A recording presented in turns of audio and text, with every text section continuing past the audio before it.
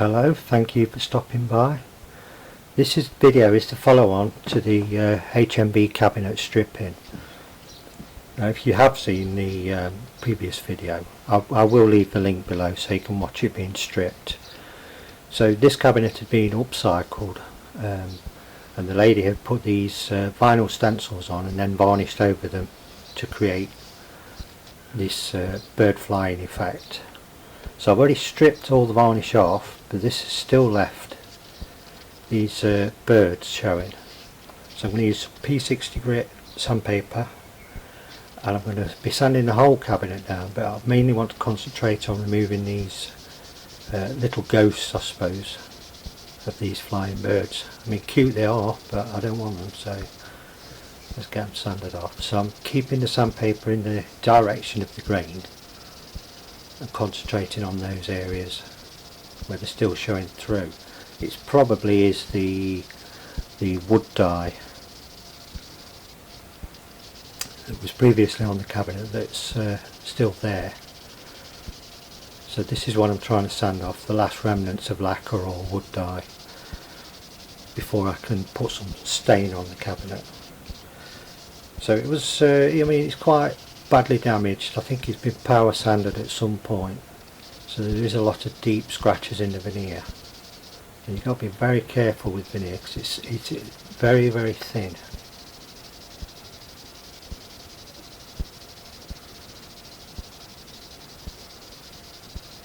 So I've speeded this up a bit so it's not too boring for you. So what I'm going to do is I'm going to once all the preparation is complete, is to change the colour, and I'm going for a rosewood finish, a rosewood colour and a varnish finish. But rather than cut all the steps short, it's not very realistic. It's best to see how much work goes in to actually restoring something as opposed to just painting it. So you see me here, I'm just going to collect some of this sanding dust because I'll be using that a little bit later on. I'm going to add it to the filler I'm going to need. So it's going to make the filler a little bit more porous for me.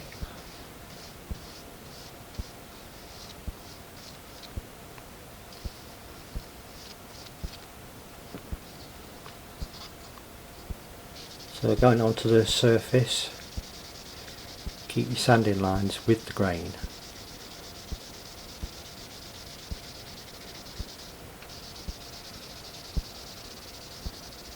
And you can see by the amount of dust that it's fairly aggressive, but not pushing in one spot, which would quite easily wear through the veneer.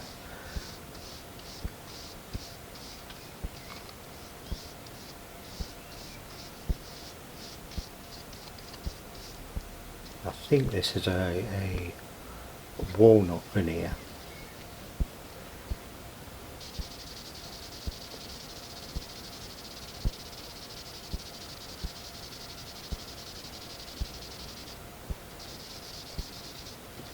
So you can just see those darker patches on the doors. They're the last remnants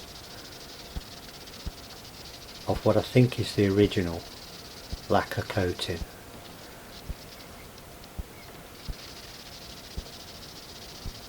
And the paint stripper just doesn't really touch that. But the previous owner had removed most of that lacquer. And what I'm seeing here is just a few bits and bobs of it. The actual varnish she put on was easy to remove.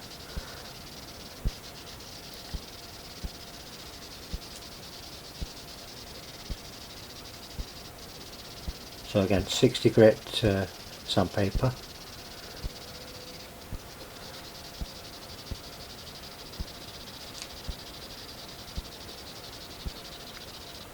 Here we can see some of the damage to the veneer. There's a few little chunks out.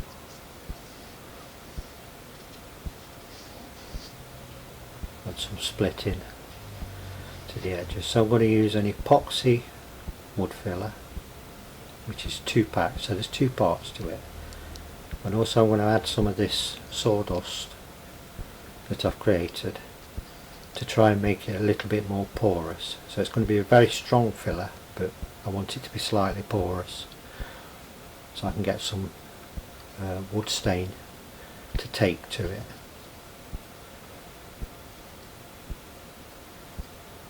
So rough measurements are P to a golf ball when you mix in epoxies.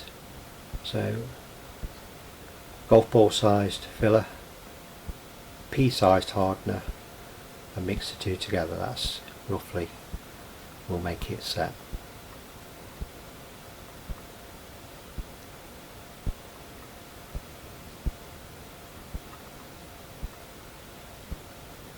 So this stuff does dry pretty quickly. I mean, in 5 minutes it'll be quite hard and set.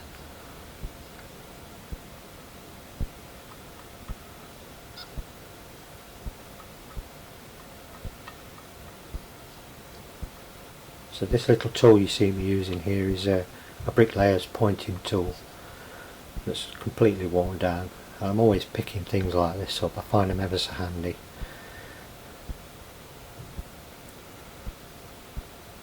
Not worn down by me, I may add. I can't lay bricks.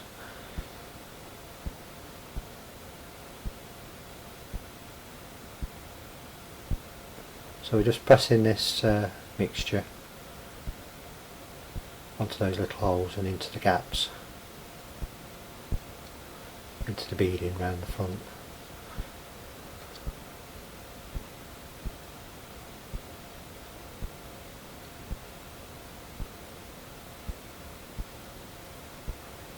The reason I bought this cabinet was I thought it was quite interesting. I mean, no great value to it really, but I just thought it was interesting. So I've got a vintage gramophone, a wind-up gramophone that I'm going to set on top of it, and then inside in the purpose-built interior I'm going to put the shellac LPs. It's just make a nice display.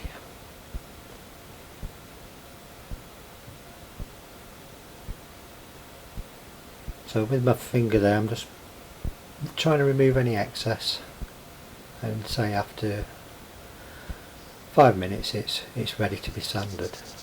So again, keeping with the grain, try not to go across the grain, so that will leave deep scratches and they're highly visible.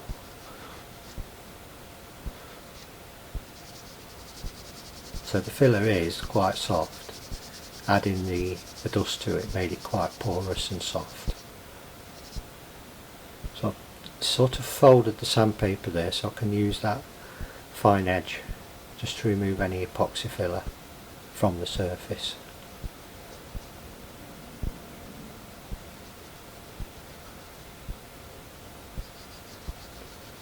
Also I'm trying to leave scratch marks in the filler so it'll look a little bit like grain.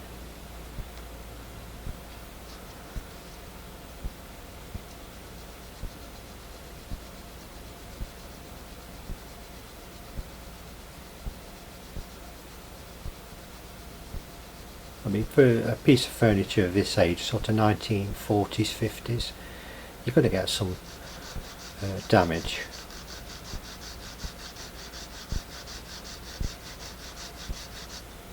You can see me trying to put some scratches to follow the grain.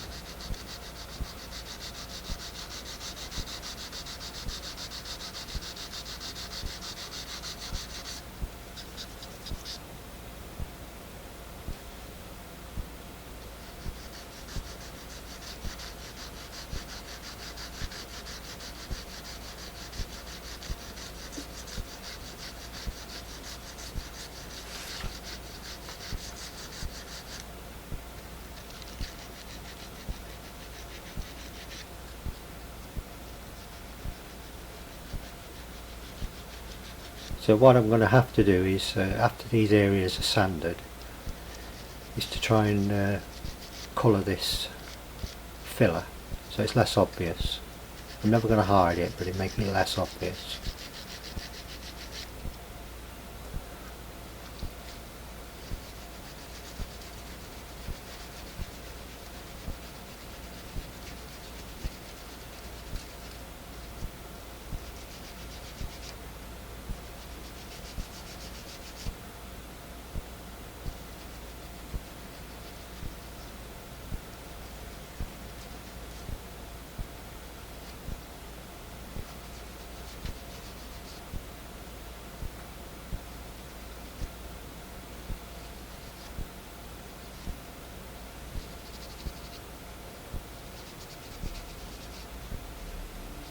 There's an interesting aside. I think Winston Churchill, the wartime Prime Minister, he was presented with a HMB cabinet as a thank you from the company, and he stored his personal collection of records which have recently been rediscovered, and are quite important because they've got some quite rare recordings have been found. And it was a cabinet similar to this. So this is colron wood dye, so it's a water based product. I've never used this before, so I was a bit dubious, but it's a very thick, quick drying stain. So I'm quite used to wood stains being spirit based, quite smelly and take a long while to dry.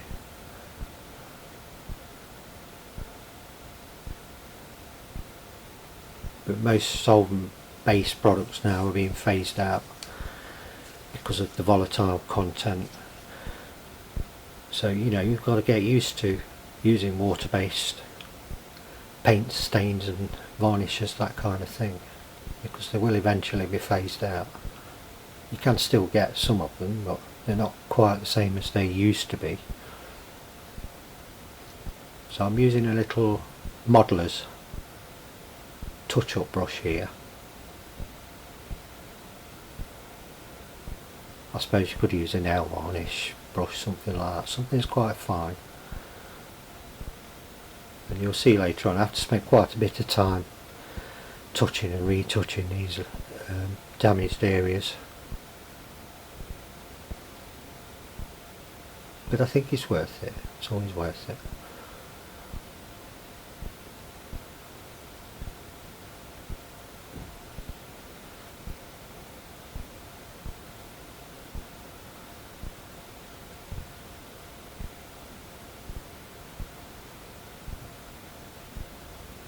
I mean, I don't totally want to remove any character from the cabinet. I still want it to look old, but I'd rather it not look too damaged, if you understand what I mean.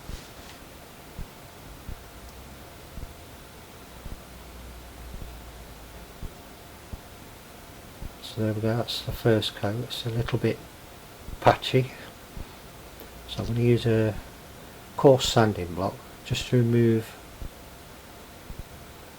those blobs.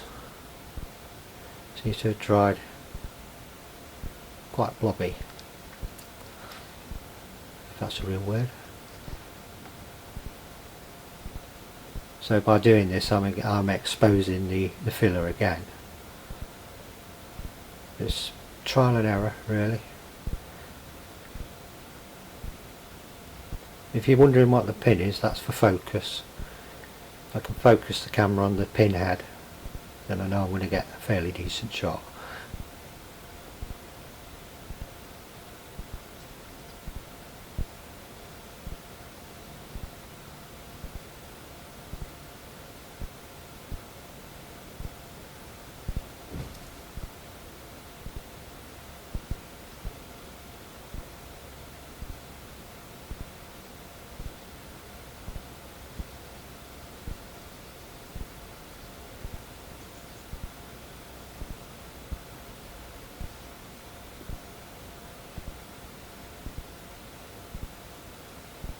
So this seems to work better, just rubbing it in there. sometimes there's no substitute for your finger. Should be wearing gloves, I don't know, but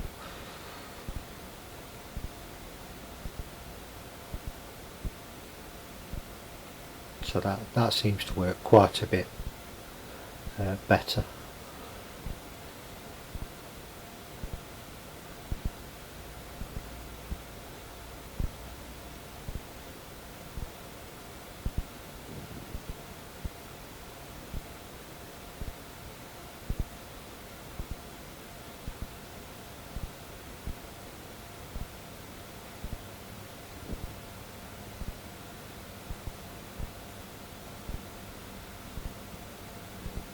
So a few people have asked me why I don't speak in the majority of my videos. The reason for that is that I am profoundly deaf and I cannot pitch my voice enough to be able to, to be heard. So by narrating after, which was a suggestion from a viewer, that I narrate after, is much better for me.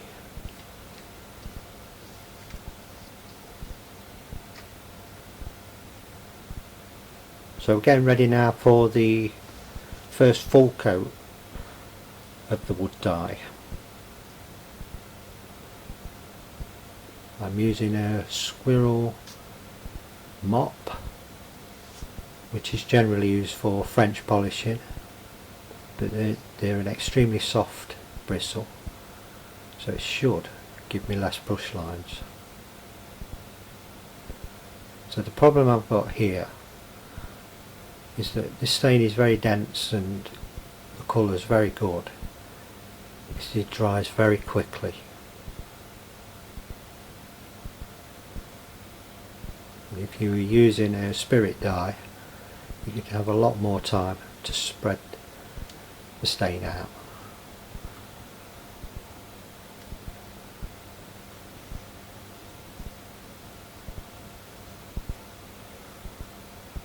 I don't even think I'd have enough time with a cloth to rub this in because it dries so quickly. It's almost on contact, it's drying. But we'll get round that. We'll show you a little later on how we get rid of these brush lines it's leaving. So the grain is starting to jump out there.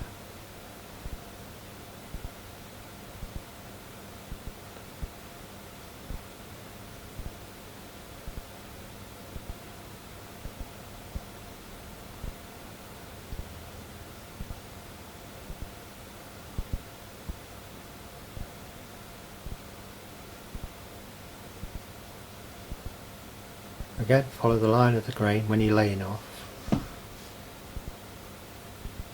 then your brush marks will be less obvious, but we'll be removing those brush marks anyway.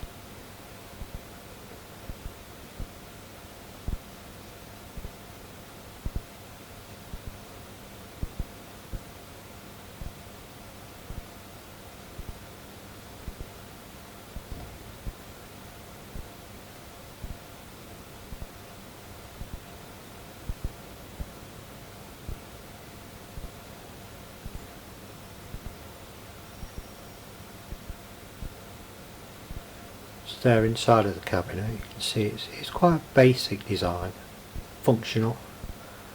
There are those inserts there for the records. Some of these cabinets have like a lift up lid where the gramophone sits inside.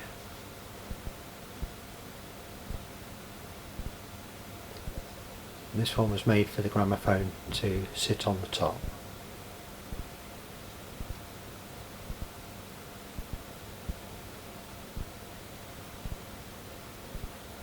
So you can actually see how fast that stain is drying.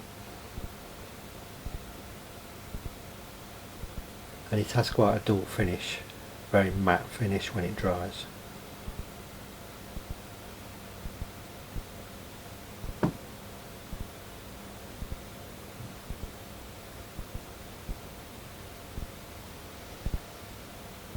So I'm liking the colour choice. This is rosewood wood dye. Really I'm liking the choice.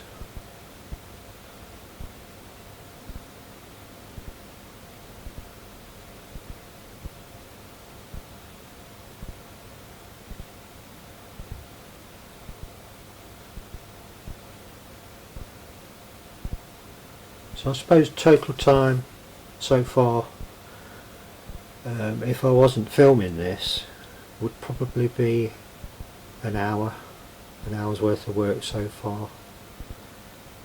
It's a lot more than that when you're setting up cameras, things like that.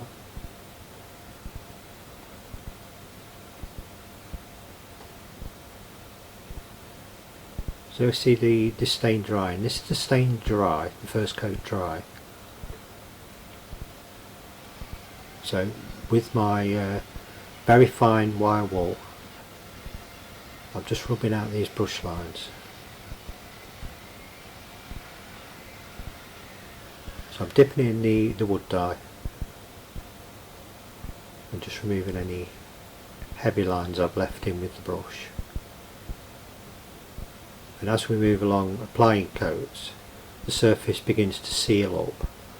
So afterward you apply more coats of either dye or varnishes, it gets much easier after the initial application of dye. You know, when you're sealing a bare surface.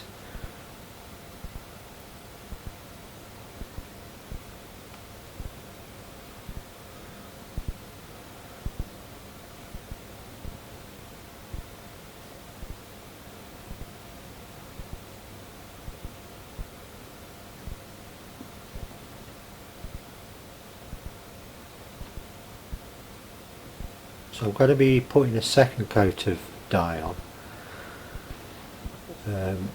because you can't really see, but there's a lot of surface scratches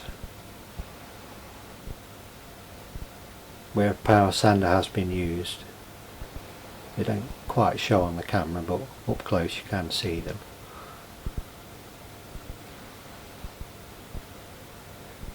So I'm going to be working on these filler patches.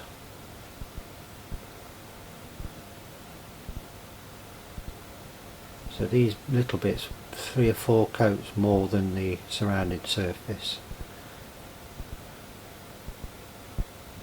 And I'm never going to get rid of them, but you just don't want them to show up too much.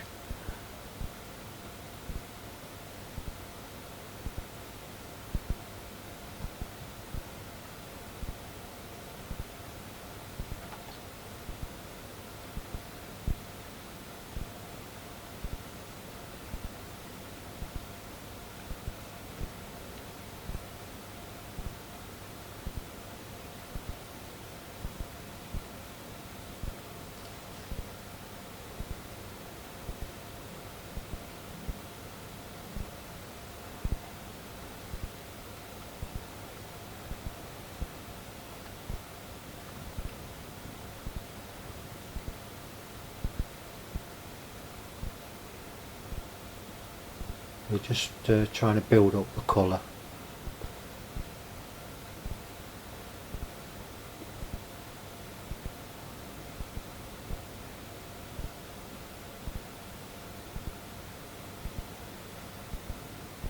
And I'm going to add a little bit more redness. This is Rustin's scratch touch up.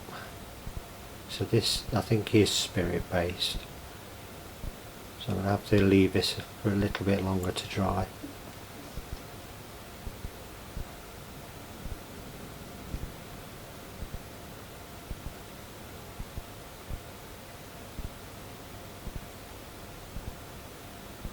So along that edge, you can see that edge there, that's where I think the power sander that was used actually rubbed right through the veneer on the edges.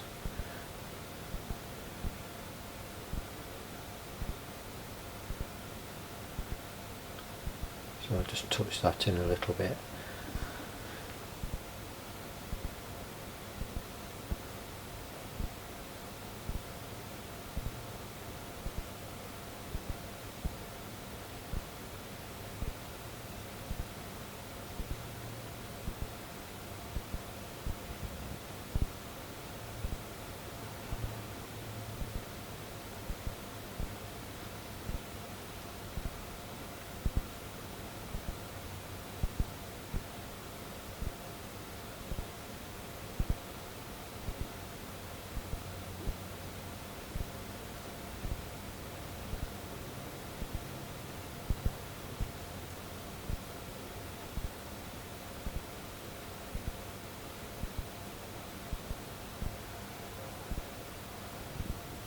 So this is the scratch cover and not the wood dye.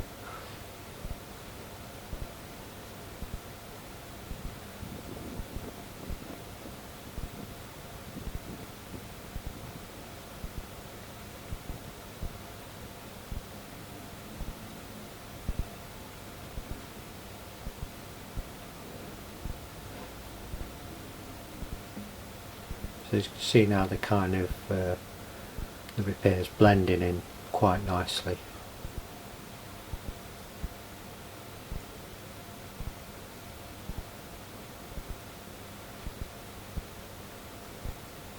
It is much easier to use the scratch cover. It's a lot more fluid.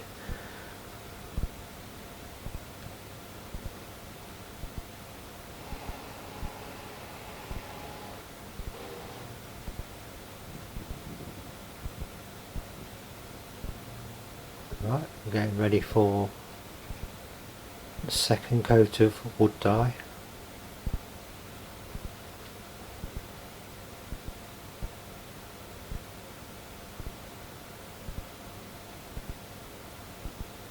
So I've not done any sanding to the previous coat, I'm just going straight on top. It's dust free, but no sanding. So it's quite still quite a rough surface, but the dye is going on a lot easier now. It's not pulling so much, it's not drying so quick.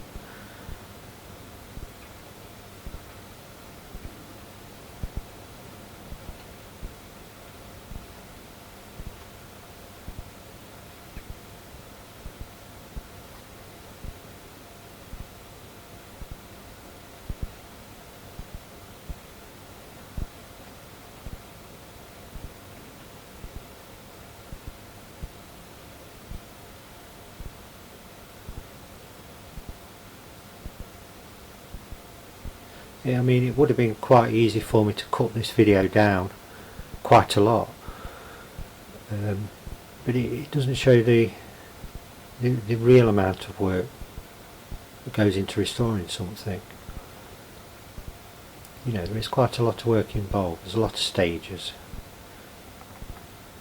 and it's easy to cut a video down, you know, to remove a few of the stages. It's very satisfying. If you've not done something like this before, I strongly urge you to get hold of an old piece of furniture and have a go. It really is satisfying. Okay, so second coat of wood dye is now dry. So we've got some lines. So I'm going to get rid of those with wire wool. So rather than using sandpaper, I'm using wire wool again.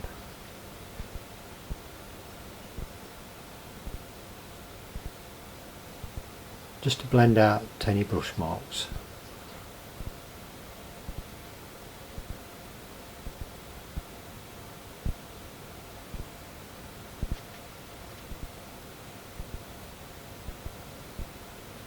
So I'm using a dust brush, a Lily dust brush.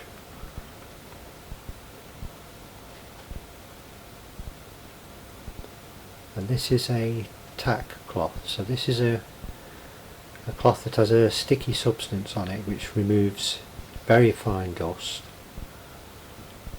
It's typically used by decorators and people who spray cars, that kind of thing.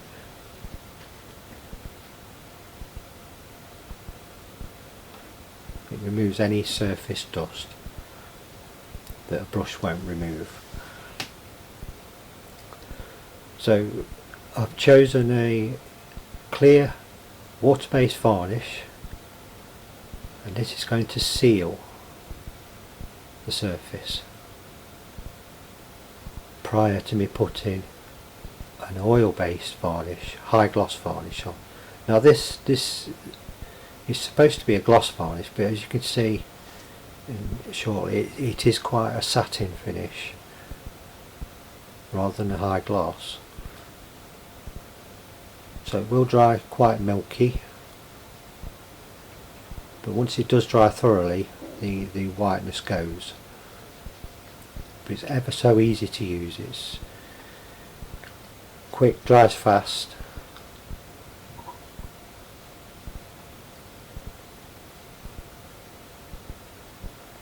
So I'm using a pure bristle paintbrush there, 1.5" pure bristle paintbrush.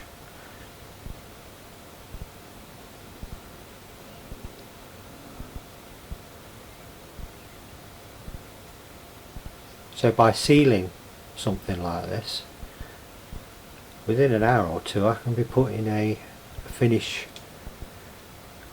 coat of varnish on. And when it's sealed, the varnish won't sink into the surface, it stays on the surface, which will give a nice finish. If I was to have put an oil-based varnish onto that surface, it would have been soaking into the surface rather than just laying on top, so it won't look as smooth. So this is what this coat does. So you can see where I've got excessive amounts of the varnish on the edges there. That needs to be wiped off because that could dry white. So I'm going to just take those off.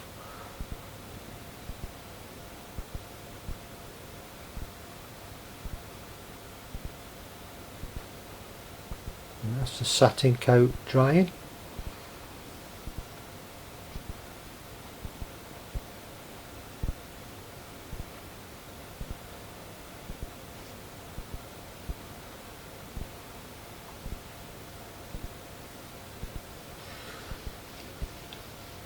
So I'm just using a fine finishing pad just to sand the surface.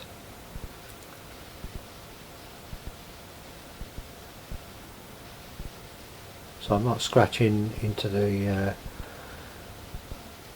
sealer coat too much, it is just a light rub over.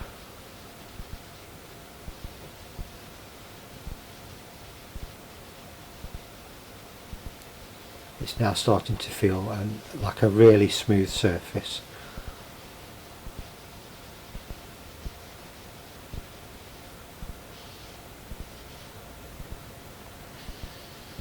And that sealer coat of varnish has done a really good job. It enables me to do this kind of preparation.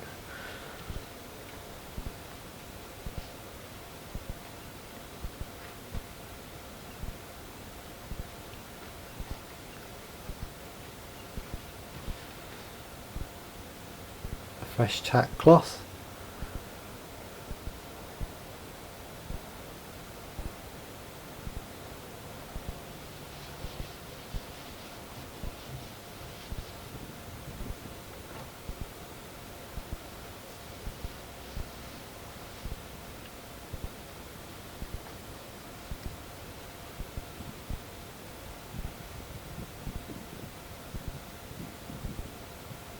Now then we're going to finish with polyurethane varnish, clear high gloss. As you can see, it's not actually clear, but it is quite old.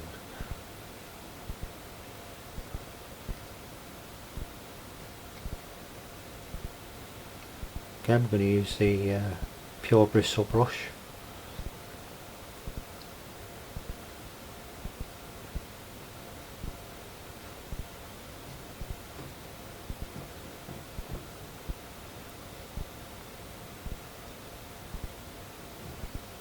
Apply a nice generous coat. Now I've got plenty of time to work this varnish, so it's not going to dry too quickly. It's going to have to go 5-6 hours overnight to dry. Sorry about the bubbling. Now I can see reflection.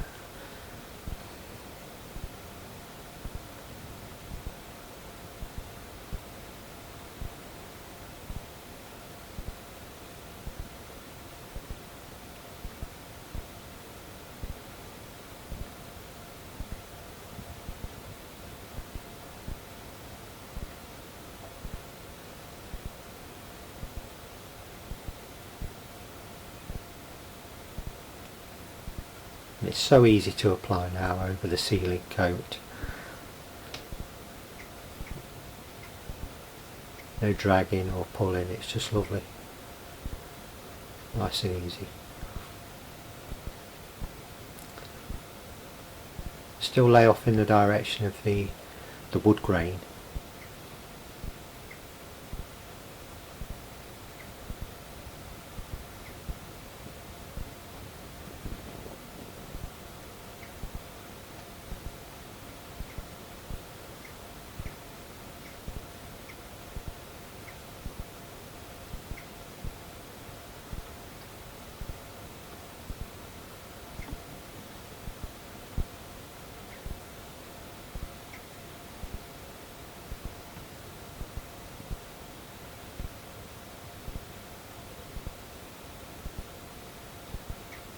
So I'm obviously doing this outside.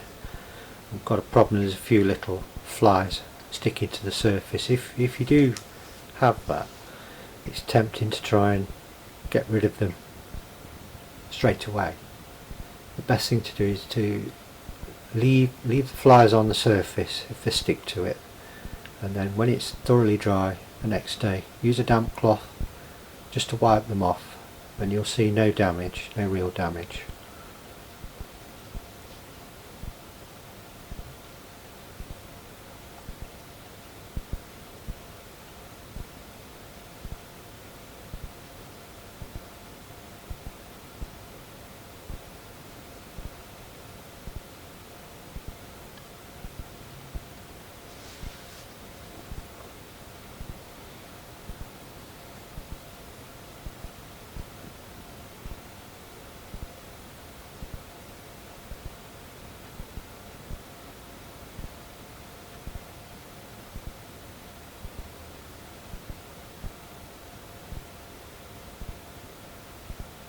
There we go, ta-da, all done. Just got to let this dry.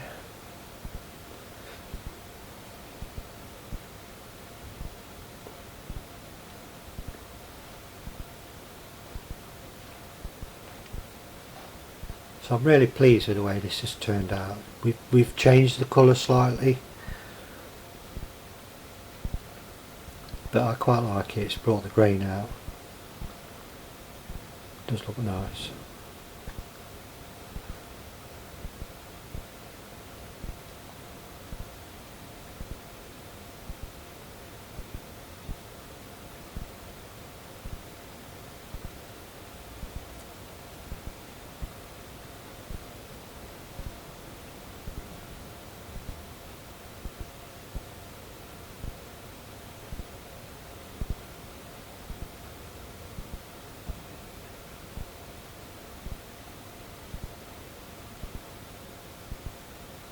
Before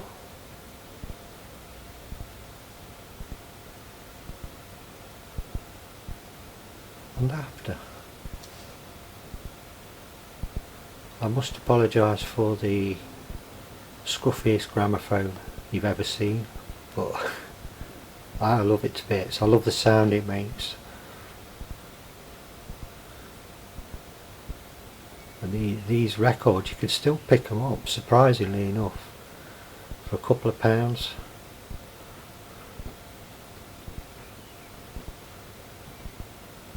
And I've chosen a nice dramatic intro for you. Let's get it working.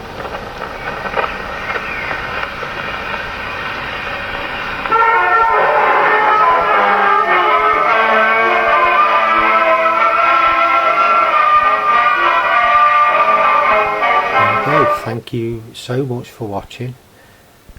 Please share, rate, subscribe and ask any questions. I'll be happy to answer. Thank you.